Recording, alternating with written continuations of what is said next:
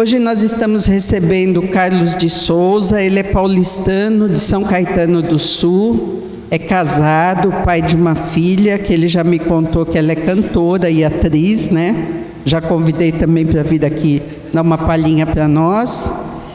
E aos 14 anos ele começou a trabalhar em rádio.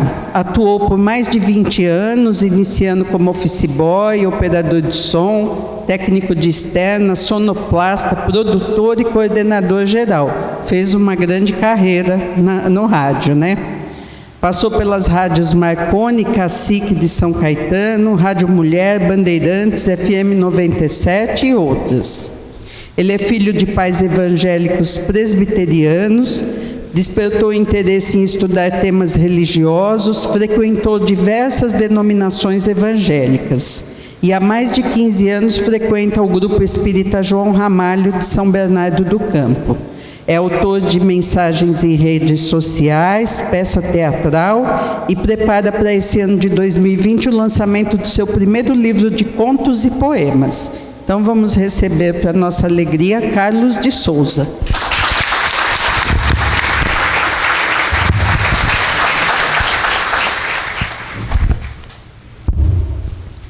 Amarás a teu próximo como a ti mesmo, amarás a teu próximo como a ti mesmo. Boa noite a todos. É uma enorme alegria estar aqui. Como eu disse a Beth, a espiritualidade sabe literalmente o que faz, nós é que atrapalhamos, eu principalmente. Ela me mandou, quando nós conversamos para poder fazer a palestra aqui, ela me mandou o endereço e o horário, e marcou o horário 20 horas, e eu acreditei que 20 horas fosse o início da palestra. E hoje, meu chefe, o dono da empresa, felizmente resolveu às 19h20 fazer uma reunião comigo que não acabava nunca. Isso lá em São Caetano, e eu desesperado pedindo para ele que eu precisava sair, e ele cada vez puxava mais assunto. Saí,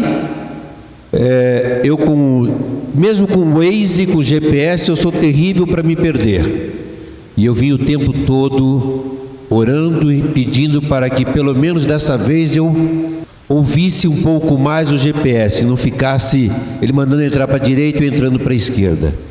E aí, por sorte, até uma pessoa parece que estava vindo para cá. Eu até fiquei depois olhando se a placa do carro dele estava por aqui, porque eu comecei a seguir aquele Onix, o mesmo caminho que ele e eu entrava. Se ele entrasse lá atrás, lá na frente errado, eu também entraria. Mas, felizmente, cheguei aqui desesperado, às 20 horas, desesperado. Falei, Beth, eu estou atrasado, desculpa. Ela falou, não, você chegou cedo. Falei, cedo? A atividade começa às 20, mas a palestra é às 20 horas. Eu falei, porque é uma das piores coisas que para nós que temos esta oportunidade de estarmos palestrantes, é exatamente chegar em cima da hora sem nem ter tempo de sentir. Agora, eu vou confessar uma outra coisa, é que sentado aqui eu comecei a querer ir embora. Eu falei, eu acho que eu entrei na porta errada. Depois dessa apresentação, e que a Beth ainda me disse que não estava completa, eu falei, gente, como é que eu vou falar? O que eu vou transmitir? Já que eu não sou uma pessoa que nem a deusa Samu, que conversa, brinca e tal. Eu sou uma pessoa já mais direta, reta, né? Aí fica extremamente 9 horas da noite, você vai fazer uma palestra com o tema Suicídio e Loucura. Eu não sei se a loucura é minha ou é do tema. O tema realmente está no Evangelho segundo o Espiritismo, no capítulo 5, Bem-aventurados aflitos. Suicídio e loucura. Quando nós começamos a estudar o Espiritismo, eu comecei a perceber de que Kardec, com toda a inspiração da espiritualidade, ele não tratava pura e simplesmente do estudo da mediunidade, do estudo dos fenômenos, que era o que começou a despertar o interesse dele. Exatamente o que ele tratava e o que ele coloca de forma maravilhosa usando todo o Evangelho, ele trata do dia a dia da nossa vida. Então, o problema do suicídio e loucura é um tema que normalmente, numa época, né, que a gente fala, normalmente se fala isso em outra data, mas quando nós começamos a perceber de que isso está presente na nossa vida, em todos os momentos, na vida de tantas pessoas que nós já conhecemos, então, a qualquer momento, a espiritualidade está nos mostrando, está nos orientando que devemos estudar e seguir. E exatamente nesse capítulo, Kardec começa com uma seguinte frase: a calma e a resignação, auridas da maneira de considerar a vida terrestre e da confiança no futuro, dão ao espírito uma serenidade que é o melhor preservativo contra a loucura e o suicídio. Com efeito, é certo que a maioria dos casos de loucura se deve à comoção produzida pelas vicissitudes que o homem não tem coragem de suportar. Ora, se encarando as coisas deste mundo da maneira porque o Espiritismo faz que ele as considere, o homem recebe com indiferença, mesmo com alegria, os reveses e as decepções que houveram desesperado noutras circunstâncias. Evidente se torna que essa força que o coloca acima dos acontecimentos lhe preserva de abalos à razão, aos quais, se não fora isso, a conturbariam. O desespero que leva alguém a cometer o suicídio, o que mostra que naquele momento, quando a pessoa está chegando àquele ponto, é que ela não teve a calma e a resignação para enfrentar e olhar e ver que aquele ato, entre aspas, definitivo, para resolver um problema temporário. Porque nada, absolutamente nada é insolúvel. Tudo na nossa vida, tudo que nós vivenciamos aqui, nós temos e encontramos a solução. Então, normalmente, quando a pessoa chega a este ponto de tomar uma atitude, ela acredita que aquele ato que vai acabar com o seu corpo físico venha resolver os seus problemas. E felizmente nós começamos exatamente e encontramos a doutrina espírita e começamos a perceber de que nós não somos simplesmente um amontoado de células. Nós somos muito mais, nós somos um espírito. E um espírito imortal. Então, naquele momento em que a pessoa toma esta atitude, acreditando que é um ato definitivo, ela esquece, ou ela não sabe, ou ela não quer saber, que na realidade tudo é temporário. Normalmente nós temos uma campanha maravilhosa durante o mês de setembro, que é chamado Setembro Amarelo. E o CVV faz um trabalho diário há não sei quantos anos. Aqui no Brasil, o CVV, eu me recordo, de pelo menos há mais de 30 e tantos anos, nós temos a unidade do CVV fazendo esse trabalho. Centro de Valorização da Vida. Quando eu capturei essa imagem do CVV, eu não havia notado, porque eu tinha na minha memória CVV, Centro de Valorização da Vida. Mas sentado aqui ouvindo Henrique, cantar, foi acho que a primeira música que eu ouvi praticamente completa, Como Vai Você? Que ele até brincou, do cachê do Roberto Carlos. Como vai você? Essa a proposta do CVV. É estar aberto para ouvir e saber como vai você. Nós encontramos, através exatamente das pesquisas que o CVV nos mostra, de que, na realidade, 65% das pessoas que tentam o suicídio são mulheres. 65% que tentam o suicídio. Este número que eu estou trazendo aqui, 78% que confirmam, que executam, que acabam exatamente fazendo o ato, são homens. Por que essa discrepância, né? Se a maioria que tenta o suicídio é mulher e na realidade quem consome o ato são os homens. Eu digo isso por mim, que nesse momento, nesse estado que eu estou, o espírito como o espírito masculino, nós aprendemos que homem não chora, homem tem que levar não leva desaforo para casa e não chora, tem que encarar. Se chorar na rua, vai chorar mais em casa ainda. Isso é coisa de mariquinha, você tem que encarar de frente. Você é o cabeça da família, você tem que estar firme, segurando todas as pontas. Isso nós vamos guardando e não temos a capacidade, a coragem de mostrar as nossas emoções, de mostrar as nossas angústias, os nossos desesperos. E exatamente neste acúmulo, quando vai enchendo o copo, a pessoa começa a entrar realmente em desespero. Por quê? Porque ele não sabe como conversar com alguém que queira ouvi-lo.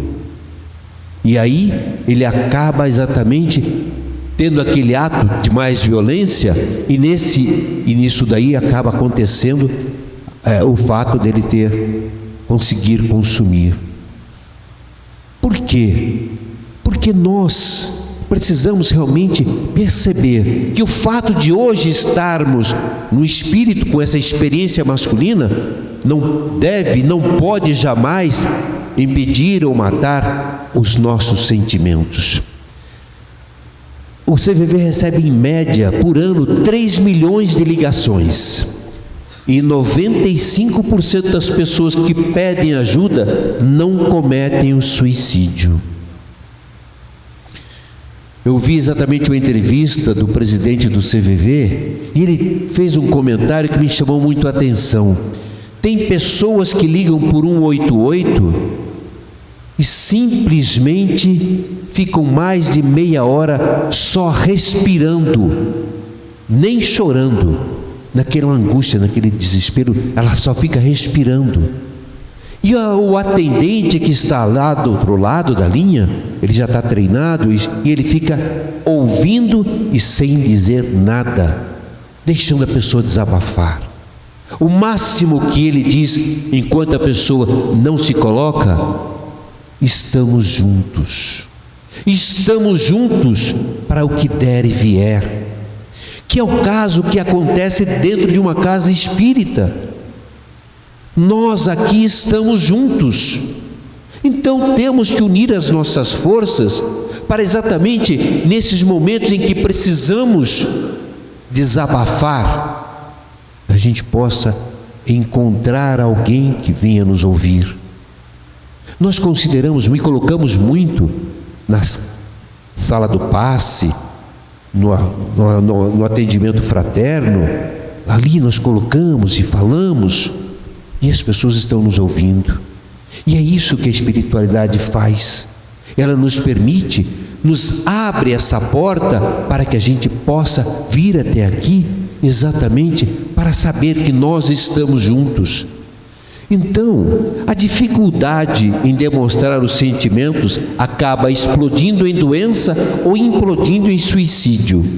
Essa frase da doutora Karina Okajima, que é psicóloga e suicidologista da USP. Ela atende muitas famílias de pessoas, principalmente de jovens, que cometem o suicídio. Então ela entende exatamente, ela coloca isso, que a dificuldade de explodir, de demonstrar os sentimentos, e acaba explodindo. Então, quando eu tenho angústia, solidão, raiva, tristeza, aflição, desesperança, se eu for deixando isso se acumular dentro de mim, se eu não vou compartilhando, se eu não vou me abrindo, porque eu preciso, e eu tenho o tempo todo um canal com os céus, como aquela música que foi cantada agora, não sei se o chão subiu ou se o céu desceu. Nós temos anjos o tempo todo ao nosso redor. Nós precisamos abrir os nossos olhos, os nossos ouvidos. Mas existe uma coisa que acontece com muita frequência, é que eu peço e não sou atendido. Por que será que eu não sou atendido? É que na realidade, na maioria das vezes, eu não estou esperando ser atendido conforme a minha necessidade, eu estou esperando ser atendido conforme eu quero, e nem sempre aquilo que eu quero é o melhor para mim. Eu vi uma frase uma vez que diz que quando Deus quer castigar alguém, Ele atende o seu pedido, né? Porque Deus não precisa, Ele não castiga ninguém. Que pai iria castigar o seu filho? Mas quando eu insisto, quando eu teimo em não abrir os meus olhos, a não abrir os meus ouvidos, a não abrir o meu coração, eu acabo me martirizando. Então, a dor sentida e não consentida, falta de prazer na vida, exigir perfeição de si e de outros. Quantos e quantos de nós somos perfeccionistas? Eu quero tudo certinho, não quero nada fora do lugar. Ok, mas será que isso é o mais importante da minha vida? Porque exatamente um momento de dor ou um momento de algo fora do lugar me permite abrir os olhos e ver que o mundo tem outras coisas além daquilo que eu estou vendo, além daquilo que eu só enxergo. Eu creio que muitos de vocês já tenham ouvido essa frase, que nós, quando entramos nessa porta, ou é por amor ou por dor. E eu tive a felicidade de um dia ouvir da espiritualidade, que na realidade nós não entramos nessa porta pela dor, nós entramos pelo amor do Pai, que nos permite sentir a dor. Por que Ele permite que nós sentamos a dor? Porque somente através dela é que nós acordamos. Porque aquela pessoa e que está no comodismo, está ali sentada, tranquila, ela não está preocupada em se mover. Quando ela começa a ficar com a cadeira torta, começa a ficar com o braço doendo, começa a ficar com a perna doendo, aí ela procura fazer alguma coisa. Então, o nosso Pai nos permite a dor para que nós possamos perceber que nós temos que cuidar do nosso templo, que é o nosso corpo. Ou então, cuidar do nosso psiquismo, que exatamente está mexendo com todo o nosso corpo. Ou, mais ainda, vir cuidar da nossa espiritualidade. E cuidar da nossa espiritualidade não é somente entender e aprender os fenômenos mediúnicos, que muitas das vezes é que nos chamam a atenção, mas é perceber que ali tem muito mais do que pura e simplesmente, como foi com Kardec, existia muito mais do que as mesas girantes. E aí ele foi exatamente buscar e nos trouxe toda a doutrina. Ele não se prendeu pura e simplesmente para entender a lógica daquilo que acontecia. Ele percebeu e foi buscar e trazer para nós tudo aquilo que a espiritualidade estava ali nos deixando. E trouxe assuntos como esse, que é um assunto que em muitos momentos nós evitamos até falar. Eu não sei vocês, mas eu sou da época em que eu ouvia minhas tias e as pessoas de mais idade naquela época conversando: olha, fulano está com CA. Eu sou sincero, eu demorei para entender o que era esse CA. Porque as pessoas nem falavam que a pessoa estava com câncer, porque tinham medo que a pessoa... E exatamente muitas das vezes nós evitamos, achando que se nós falarmos sobre a questão de suicídio, sobre a questão de loucura, nós vamos estar alimentando isso. Eu estou dizendo isso a vocês por quê? Porque a semana passada eu fui fazer uma palestra com esse mesmo tema, numa casa, e no começo o dirigente da casa estava com receio que a gente tocasse nesse assunto, porque ele estava tendo o ano passado muitas pessoas com esse sentimento. E ele até, quando conversamos, ele estava querendo mudar o tema. Não eu, mas a espiritualidade não deixou. E foi algo que eu digo, não por mim, mas pela própria casa. Abordamos o assunto cada um de uma maneira, e foi exatamente para as pessoas que estavam ali ouvindo, para as pessoas que estavam sentindo, esclareceu muito mais do que causou toda essa comoção. Porque nós temos às vezes um pensamento enrijecido, não podemos mexer naquilo, não podemos mudar. Esse livro, Depressão Não é Frescura, do Anderson Mendes, esse rapaz, ele conta que ele tem uma vida estabelecida, estava dentro de era uma pessoa já profissionalmente bem equilibrada, era separado, mas tinha um bom relacionamento com a antiga esposa, tinha filhos, estava andando no metrô aqui em São Paulo, e de um momento para outro ele entrou em desespero dentro do metrô. Ele entrou em paúra, ele começou, não conseguia mais ficar dentro do vagão, saiu na primeira parada, nem percebeu onde estava, saiu correndo, começou a andar na rua, estava desesperado, começou a entrar em desespero. Ele não sabia o que era. E quando ele se percebeu, ele estava na porta da casa da ex-esposa. E começou a chorar, e não sabia o que era aquilo. E ele passou semanas vivenciando aquela dor.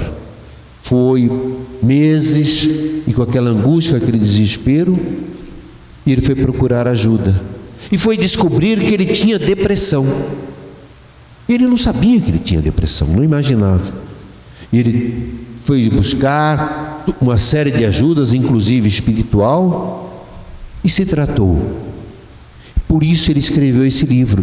Que muitas e muitas pessoas, a pessoa está com frescura, poxa, o cara está tão bem na vida e tem depressão, isso é falta de que fazer.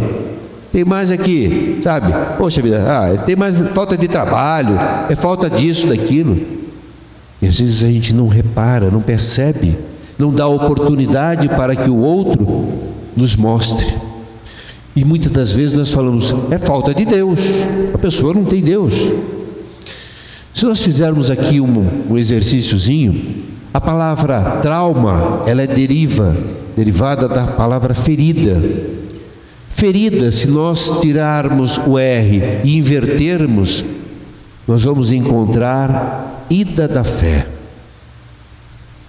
Então, não é que a pessoa não tenha dentro de si a fé, não tenha dentro de si Deus.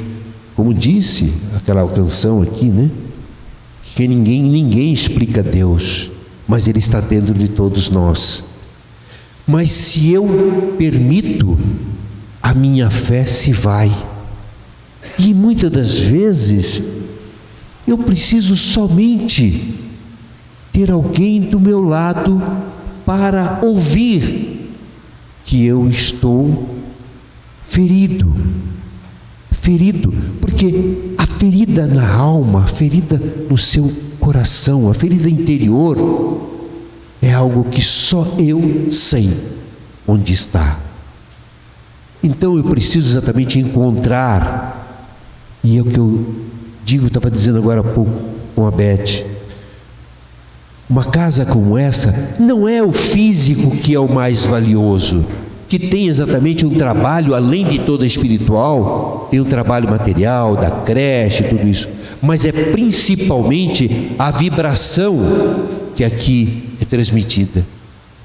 E essa vibração não é pura e simplesmente da casa, é de cada um. Cada um de nós que aqui está exatamente emanando essa vibração. Estamos nos unindo, inclusive levando para aquelas pessoas que estão a quilômetros daqui. E quantas pessoas que nós conhecemos que precisam ter a nossa energia, que nós precisamos transmitir através das nossas vibrações. A doutrina espírita, ela acabou com a morte, porque todos somos imortais. O corpo físico, ele é finito, sim, mas o espírito é infinito. Todos nós. Quando Kardec coloca que um dia o espiritismo será a religião do universo, ele não quer dizer que todas as pessoas serão kardecistas ou estarão seguindo a doutrina, mas todos entenderão que nós somos espíritos. Porque eu tenho um senhor que ele frequenta lá o local onde eu trabalho. Ele tem 85 anos e do ano passado para cá ele começou a conhecer a doutrina espírita. E o engraçado é que ele começou a saber que eu fazia palestra, então a gente está sempre toda hora lá conversando, ele vem conversar comigo. E eu achei interessante uma frase que ele disse que ele leu a semana passada num livro, que, poxa vida, quer dizer que nós já somos até de outros planetas, né? Ele falou, nossa, mas então eu já vivi em outros lugares, mas então a Terra não é só isso daqui, o universo não é só isso aqui. Quer dizer, ele está com 80, eu acho que até errei, acho que não é 84, ele deve estar com mais de 86 anos, e agora está descobrindo. E ele falou para mim, mas acho que eu não vou continuar lendo não, poxa vida, eu estou tão velho para ver essas coisas. Eu falei, não tem tempo, não existe tempo, porque o nosso Pai, Ele nos permite o tempo todo a porta aberta, e não tem a idade, não importa se eu vou continuar encarnado aqui mais um ano, mais um mês, mais um dia, ou mais 50 anos. O que importa é que eu comece a entender, a mudar a minha atitude. Aliás, o nosso mestre, o que ele mais nos deixou além das palavras? Os exemplos, a atitude, a ação. Jesus, ele não se cercava das pessoas que eram amigas dele, das pessoas que eram boazinhas com ele. Os sãos não precisam de médico. Ele ia exatamente atrás das pessoas que estavam fora do caminho para poder mostrar um novo caminho. Zaqueu e tantos outros que nós encontramos no Evangelho. E aí é que eu fico me perguntando, se nós temos Jesus como mestre, seguimos as palavras que ele nos deixa, mas nós temos o exemplo igual a ele? Agimos igual a ele em determinadas situações, em determinados momentos? Eu tenho a felicidade de um tempo para cá, determinadas situações que eu vivo no dia a dia, me perguntar, o que Jesus faria num momento como esse? E eu já percebi que em muitas coisas eu mudei o comportamento, porque eu começo a perceber que ele teria uma atitude muito diferente daquela que eu teria. Então não adianta nada eu simplesmente ter só a palavra, ter só falar. Eu tenho que buscar exatamente o comportamento, mudar a minha atitude. Kardec apresenta juntos a loucura e o suicídio, porque ambos acontecem pela suposta impossibilidade que o homem vê em aceitar e enfrentar os problemas, julgando-os muito piores do que são, insolúveis, o que não existe. Nós já tínhamos falado sobre isso. Insolúvel não existe. Para tudo tem uma solução, né? As pessoas até antigamente não falam muitas vezes, né? A única solução que não tem é para a morte, mas eu começo até a achar que na realidade a solução muitas vezes é a morte, Porque eu vou para a parte espiritual e vou lá encontrar e vou ver aquilo que eu fiz aqui e vou ter de novo a oportunidade de voltar e estar aqui para aprender. Porque a cada encarnação que nós temos, nós estamos tendo a oportunidade de aprender. E para o nosso Pai, não importa quantas vezes, quantas aulas eu tenho que assistir novamente, Ele sabe que um dia eu vou aprender. Agora cabe a mim. Se eu posso hoje encontrar um caminho mais fácil, por que eu vou fugir? Por que eu vou deixar? Aí é meu livre-arbítrio. André Luiz conta seu sofrimento após a desencarnação através da mediunidade de Chico Xavier no livro Nosso Lar, ao ser chamado de suicida por companheiros da zona umbralina. Porque isso deixou André Luiz muito triste, mexeu muito com ele, quando ele foi considerado suicida, pois ele não havia cometido, entre aspas, nenhum ato que tivesse tido essa situação, que desse a ele esse entendimento. Mas a vida desregrada, os vícios, a maneira como ele se conduzia, como ele tratava do seu corpo, e ainda mais sendo médico, do templo do seu espírito, era a mesma coisa que estivesse cometendo um suicídio. Quantos de nós, e eu me incluo nesse, que não pode comer açúcar e não pode ver um doce, né? Não pode comer com sal e enche e vira o sal na comida. O que eu estou fazendo com o meu corpo? Eu estou me degradando aos poucos. Eu não estou fazendo um suicídio de uma forma direta, mas eu estou desrespeitando, estou aos poucos exatamente cometendo suicídio. Então, são esses sentimentos que nós precisamos ter a cada momento de nossa vida. O respeito pelo nosso corpo. Quantas pessoas que tomam remédios, tomam remédio para dormir, tomam remédio para acordar, remédio para comer, remédio para isso aqui. Óbvio, tem necessidades que são importantes, necessárias sim, de cuidar do nosso corpo. Mas eu conheço algumas pessoas que mal começam a ter dor de cabeça, já procuram um Dorflex, já procuram Neosadina, já procuram não sei o quê. Nem sentiu. Não, acho que eu vou sentir dor de cabeça, eu já me preveni. É falta de realmente, no mínimo, porque não está se respeitando. Quer dizer, evita exatamente, isso acaba começando exatamente criando esse problema no seu corpo. Aquela pessoa que é muito melancólica, que é maledicente, quer sempre ver o outro mal, né? Aquelas pessoas que são rebeldes, nunca aceitam as regras, estão sempre, né, brigando com todo mundo. Ou então aquela pessoa que é apegada demais aos bens, né? Apegada demais.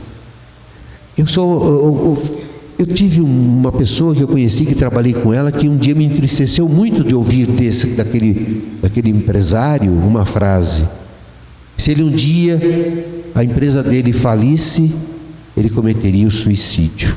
E eu me assustei, porque ele era uma pessoa que normalmente ele tem umas falas com coerência, e eu senti que ele falava aquilo com propriedade, não era pura e simplesmente da boca para fora. Por quê? Exatamente o apego que ele tinha aos bens materiais. Ele não poderia jamais viver sem aquilo que ele havia conquistado. Deus não castiga, Deus educa. O nosso irmão André Trigueiro, jornalista, ambientalista, palestrante espírita, autor dos livros Viver a Melhor Opção e A Força do Um. Ele trata com muita propriedade, com muitos dados, exatamente sobre essa questão do suicídio. Então, a gente às vezes tem que procurar ler para poder perceber, porque às vezes aquela pessoa que acaba chegando a cometer esse ato, ela está no nosso meio, e o meu egoísmo faz com que eu me feche e não dê a abertura exatamente para perguntar: como vai você? Porque às vezes tem aquela pessoa que você encontra na rua, né? Oi, aí, como é que tá? Tudo bem? E o cara vem te contar uma história que você falou, nossa, eu não devia ter perguntado se estava tudo bem, porque ele veio me contar aquela história que não acaba mais. Por quê? Porque ele estava precisando.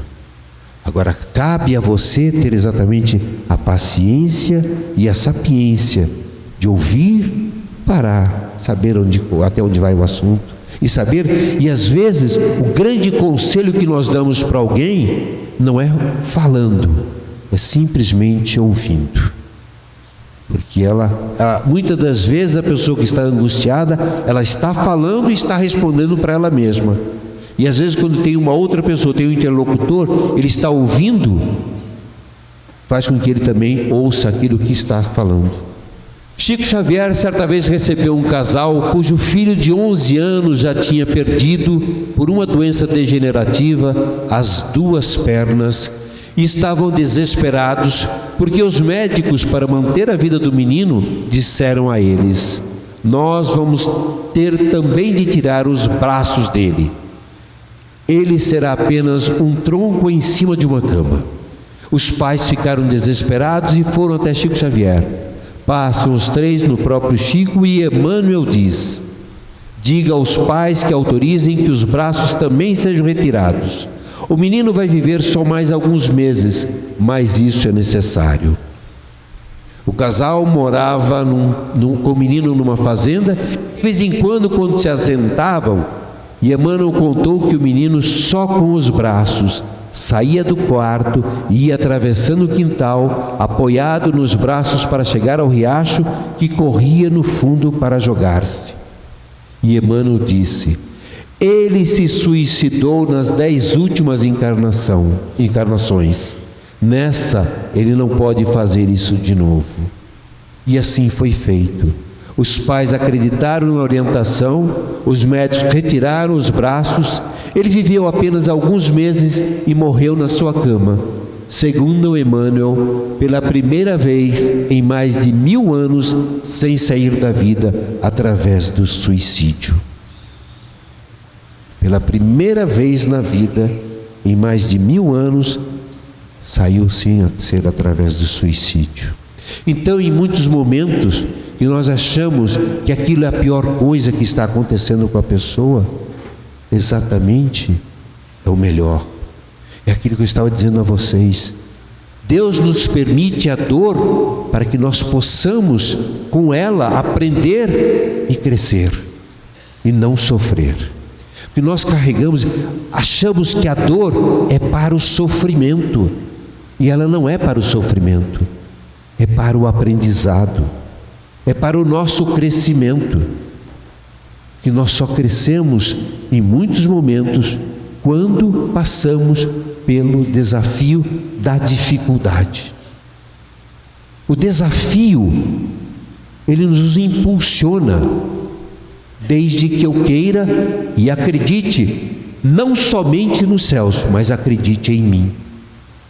Porque muitas das vezes nós esperamos que os céus venham fazer aquilo que é a minha parte. E aí achamos que as coisas não acontecem. Conscientes ou não, sabemos da reencarnação. Muitas vidas teremos, mas é nesta agora que vivemos. Então, quantos abraços deixamos de dar? Quantos beijos deixamos de receber? Quantos olhares deixamos de trocar? Porque achamos que o amanhã vai vir. Sim, ele virá, mas será que aqui estaremos? Quantos hoje já desperdiçamos por causa do amanhã? Acreditar no eterno, sim, mas não aproveitar o hoje é viver um presente em um vazio. Deixar de viver o hoje esperando pelo futuro, pode ser que ele tenha passado. Desfrute e viva o agora. Que o amanhã virá, isso é certeza, mas se você vai estar aqui, não se sabe. Viva o hoje como se fosse o amanhã. Bem viver o hoje é desfrutar do passado, semeando para o futuro. Viva o hoje, o passado já foi, amanhã talvez. Nós acreditamos e sabemos da reencarnação. Mas é esta reencarnação a melhor que nós já de todas as vidas tivemos, pois é nessa que nós estamos agora. Então, porque eu sei que eu vou reencarnar outras vezes, então eu vou deixar para depois. Aquele senhor que eu falei para vocês, que está conhecendo o Espiritismo agora, outra pergunta que ele me fez, que foi magnífica, exatamente isso. Bom, então quem estuda o Espiritismo sabe que a gente vai reencarnar, então não vê a hora de morrer, né? Para morrer logo, para poder já sair fora dessa, né? Eu falei, não adianta nada, vai ter que voltar de novo para fazer aquilo que não fez, né? Então, nós temos que aproveitar e viver exatamente o hoje, o melhor que nós pudermos. E se nós hoje estamos tendo a oportunidade de entrar nessa porta, de receber um passe magnético, de receber a orientação, que possamos aproveitar, que possamos fazer disso o nosso melhor. Porque bem-aventurados os aflitos, porque serão consolados. Os aflitos serão consolados, porque a partir do momento em que eu comece a perceber e a entender que aquela minha aflição não é para o meu sofrimento, e sim para o meu crescimento. A cada momento, nós estamos tendo a oportunidade, cabe a cada um fazer deste momento o melhor, porque o nosso Mestre, Ele esteve entre nós, nos deixou como legado os exemplos. A cada atitude que Jesus tinha, nós vamos buscar na história um grande exemplo. E não pura e simplesmente abrirmos os livros, lê-los, que é extremamente importante, mas se nós não praticarmos, se nós não estivermos o tempo todo vigiando, não adianta somente orar. E o vigiar, o que é? É agir exatamente no comportamento daquilo que nós ouvimos e lemos, de toda a orientação que recebemos. Porque Jesus disse a todos nós: amarás a teu próximo como a ti mesmo. Boa noite, muito obrigado.